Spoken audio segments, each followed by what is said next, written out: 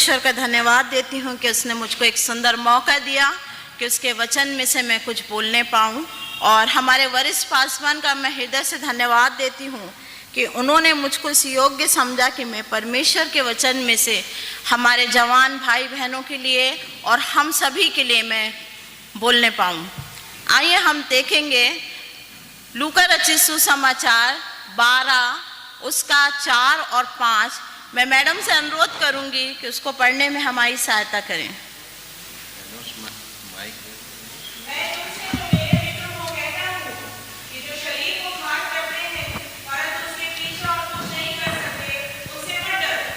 मैं तुम्हें चिताता हूँ कि तुम्हें किससे डरना चाहिए।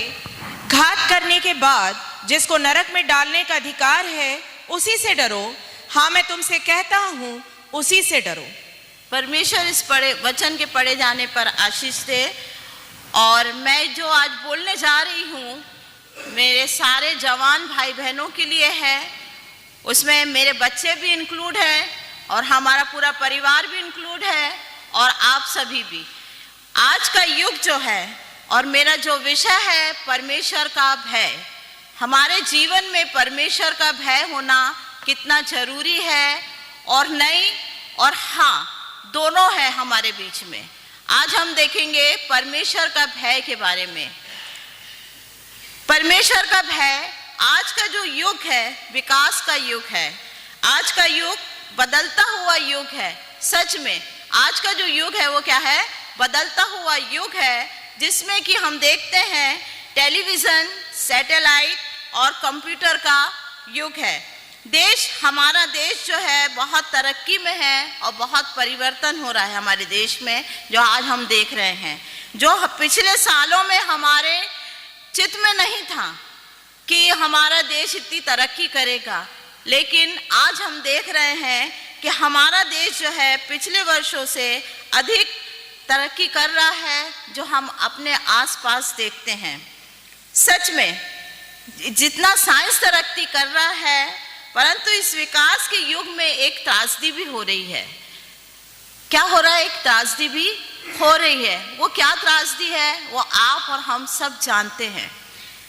जैसे जैसे तकनीक का विकास हुआ है वैसे वैसे मनुष्य का क्या हो रहा है? पतन प्रारंभ हो रहा है। जवान बच्चे निरंतर परमेश्वर के भय से दूर होते जा रहे हैं।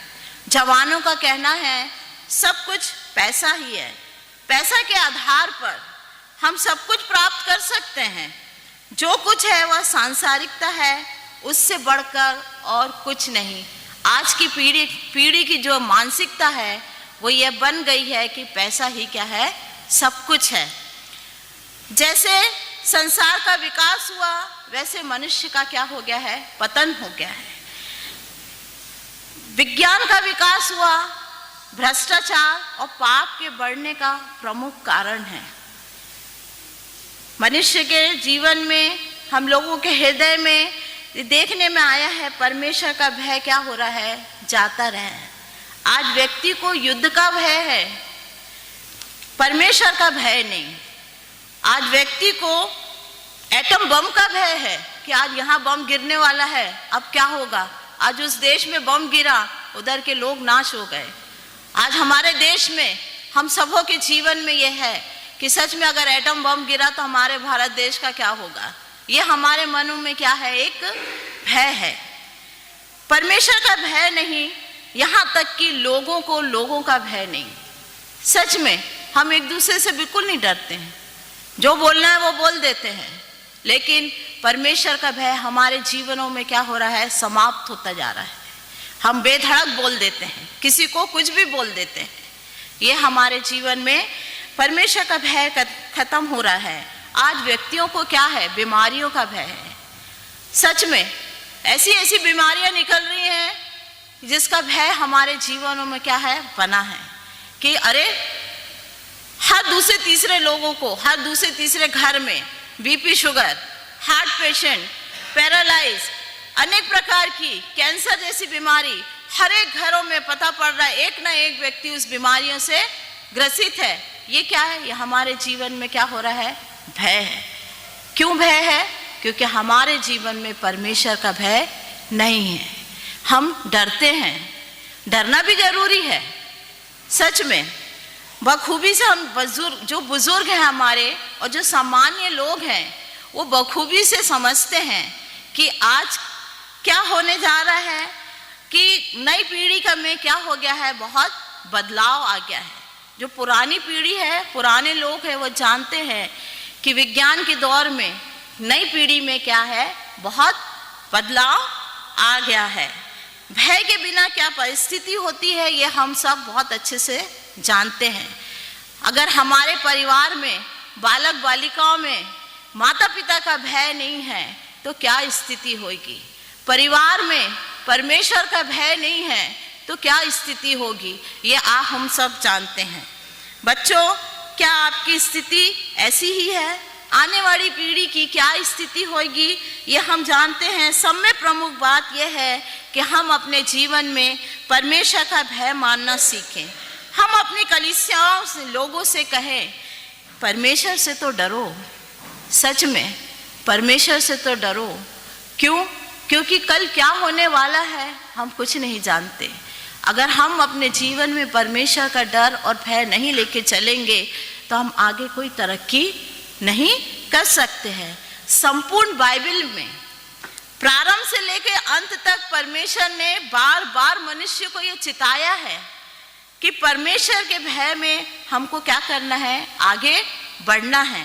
व्यवस्था विवरण 6:13 में लिखा है, अपने परमेश्वर का भय मानना और उसी की सेवा में लगे रहना। और व्यवस्था विवरण 10:12 में लिखा है, अब हे इस्राएल, तेरा परमेश्वर यहोवा तुझसे इसके सिवाय और क्या चाहता है कि तू अपने परमेश्वर का भय माने और उसके सारे मार्गों पर चले, उससे प्रेम रखे और पूरे मन और सारे प्राण से उसकी सेवा करे। इस वचन का जो सार है कि वह परमेश्वर यहोवा हमसे मात्र इतना ही चाहता है कि हम उसका भय माने, उसके मार्गों पर चले और उससे प्रेम करें, सारे मन और सारे प्राण से उसकी सेवा करें। हम में से कई लोग जॉब करते हैं।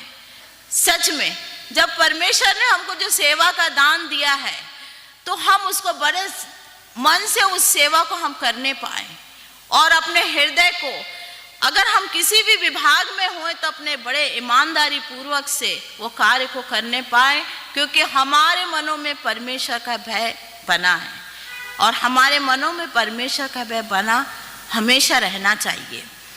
प्राण से उसकी सेवा करें। जो छोटे छोटे बच्चे हैं, अभी हमारे बीच में कई छोटे बच्चे बैठे हैं जो मैं बोल रही हूँ, शायद आगे चल के उनके जीवन में भी परमेश्वर का भय बने।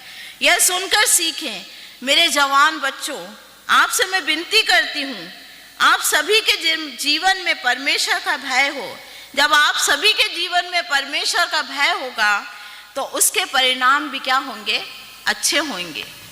ये विश्वास करते हैं आप सब कि परमेश्वर का भय अगर हमारे जीवन में है तो उसके परिणाम हमारे जीवन में क्या होंगे, बहुत अच्छे होंगे। परमेश्वर का भय मानने से वह हमें क्या देगा, सांसारिक रूप से क्या करेगा, वो आशीषित करेगा। हम सब चाहते हैं कि परमेश्वर हमें सांसारिक रूप से आशीषित करे। भजन 34:9 में लिखा है, हे यहोवा के पवित्र लोगों, उसका भय मानो, उसके डरवैयों को किसी बात की घटी नहीं होती। यहाँ पर इस बात की प्रतिज्ञा है कि जो परमेश्वर के भय में चलते हैं उनको किसी भली वस्तु की घटी नहीं होगी। नीति वचन 10:27 में लिखा है, यहोवा का भय मानने से आयु बढ़ती है।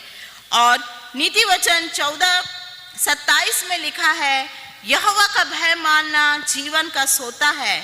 नीति वचन 22:4 में लिखा है, नम्रता और यहोवा का भय मानने का फल धन, महिमा और जीवन देता है।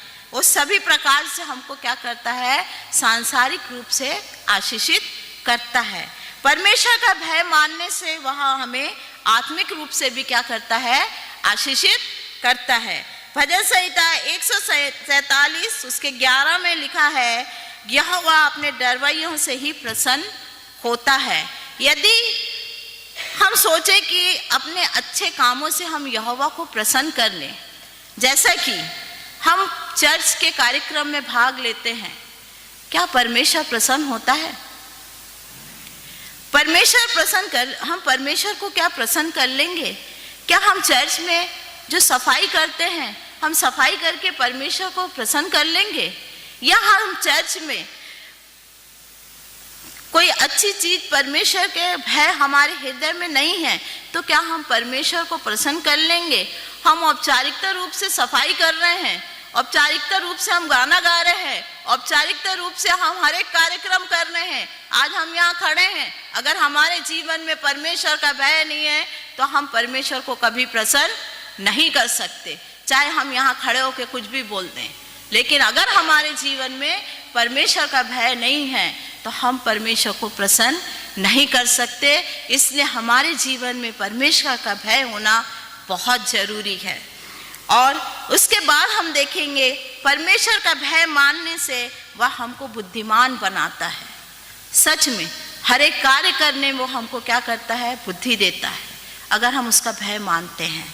भजन संहिता 110:10 में लिखा है, बुद्धि का मूल यहोवा का भय है। यदि बुद्धिमान होना है तो उसकी बुनियाद है परमेश्वर का भय मानना। अगर हमको बुद्धिमान बनना है, हम परमेश्वर से प्रार्थना तो करते, प्रभु हमको तो बुद्धि दे हर एक कार्य करने में, तो परमेश्वर हमारी प्रार्थना को सुनेगा, वो हमको बुद्धिमान बनाएगा और हर एक कार्य करने में वो हमको क्या करेगा?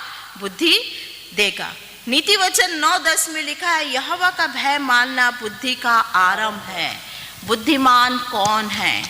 बुद्धिमान वह है जो परमेश्वर का भय मानता है, क्योंकि बुद्धिमत्ता का प्रारंभ यहीं से होता है। जब हम परमेश्वर का भय मानते हैं तो बाकी सारी चीजें अपने आप व्यवस्थित रूप से क्या हो जाती है? आ जाती है। क्या हमारे जीवन में परमेश्वर का भय है? जब परमेश्वर का भय हमारे जीवन में होगा तो वो हमारे जीवन को संचालित करेगा, वह हमको सही दिशा में बढ़ाएगा, वह हमको सही मार्ग पर ले चलेगा और हर एक वह वस्तु जो हमको वो उपलब्ध कराएगा, वह सब प्रकार की सांसारिक व आत्मिक आशीषों से क्या करेगा? हमें तृप्त करेगा, वह बुद्धिमान बनाएगा। इन संसार में हम क्या होंगे? निर्भय होकर जिएंगे और निडरता का जीवन, साहस का जीवन हमको वह देगा। काश परमेश्वर हम सबों को ऐसा आत्मा दे कि और ऐसा मन दे, हम परमेश्वर के भय में अपने जीवन का हर एक दिन गुजारने वाले हों। सच में अगर हमारे जीवन में परमेश्वर का भय रहेगा तो बाकी ये जो बातें मैंने आपको बताई हूँ, सांसारिक आशीषें, आत्मिक आशीषें, बुद्धि, निडर और हर एक बातों में वह हमारी सहायता करेगा और हर एक दिन गुजारने वाले हो सकेंगे। क्यों? क्योंकि हमारे जीवन में परमेश्वर का भय है और निर्भयता से हम इस संसार में क्या कर सकेंगे? जी सकेंगे। परमेश्वर आप सबों को इस वचन के द्वारा आशीष दे और खास कर मैं अपने जवान भाई बहन और बच्चों से प्रार्थना और विनती करती हूँ कि परमेश्वर का भय आपके जीवन में सदा काम